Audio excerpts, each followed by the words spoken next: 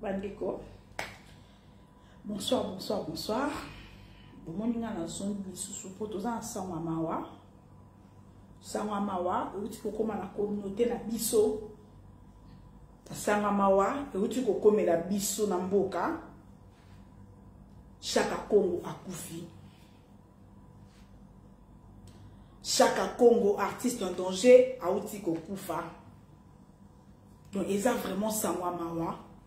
On a besoin de la zone qui dit pour annoncer na bino que vient Chaka Congo au bino nyonso boyeba ki artiste à danger ozaka soki artiste mo kazobela comédien et nani et musicien et ata batakala akotambola koluka solution tout est comme on vient Chaka Congo en hôpital très gravement malade ndeka balobaka ke lui de finesse akufa likola ko sekisa so ipazo sekisa batu naolo ka bientôt at ba seka ba jeune e tout est comme on avait Chaka Congo très sérieusement malade akondaki mais totena ki ngo penza la considération te poto mona ki yemoka qui voice que l'artiste musicien seul l'artiste musicien fallait pour pas muta sungi na malade na e et même pas 2 semaines ve Chaka tiki biso.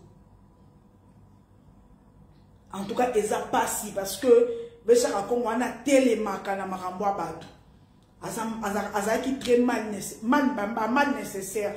Natanga likambu akobenda makolo na ye malembe fois téléma fois pe azuaka ba solution. Et le vieux Chaka Congo atiki biso na non télémélé.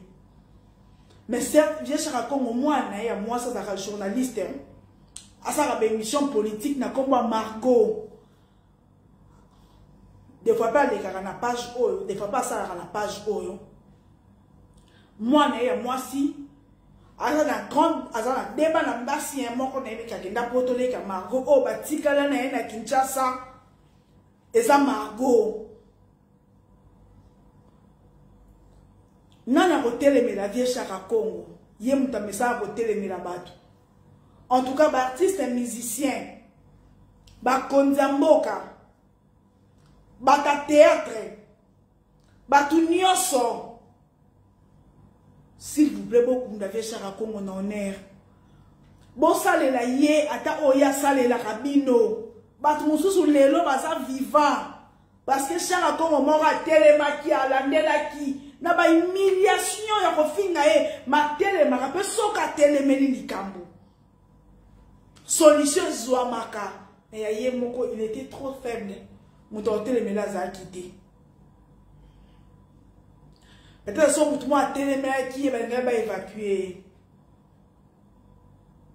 Tout le monde a dit Chaka Congo. Ah, bah j'ai vu Chaka Congo. Vu Chaka Congo accueilli. Chaka Congo accueilli. Vu Chaka accueilli. Et ça vraiment passe. Et ça tellement passe parce que Papa wana atika mutute. Chaka Congo atika mutute. Chaka Congo ata bazobenga na ye aseka kaka. Asika ata pendant 2 minutes te. Aseka kaka.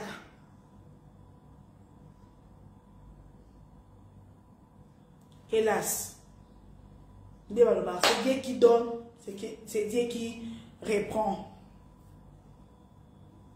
Courage na bananaye. Courage Margot. C'est pas facile parce que au Vandara n'a pas nao.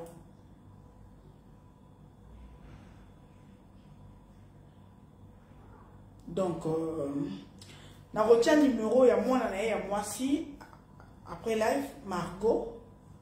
Moi, on a les bosso. En tout cas, artiste et musicien, bossa les l'état et locaux. Il y a bossa les non, il y a pas de ngoloba. Boebi kazaki important. Massivement pata. Montrons qui est. Montrons qui est ma pata. Merci na famille Poupa. Merci na famille Poupa. Pour na tame ya suko sunga qui est. Azaki ne sengo lubango. plus de précisions et ça qui nini réellement on peut s'habiller dans le lobby moi si grande fille asa journaliste politique asa ka émission politique la retiré le numéro Margot avec sa permission et lobby on peut s'habiller dans des détails nyonso ça qui nini ça qui nini problème nini ou est poussé vieux chaka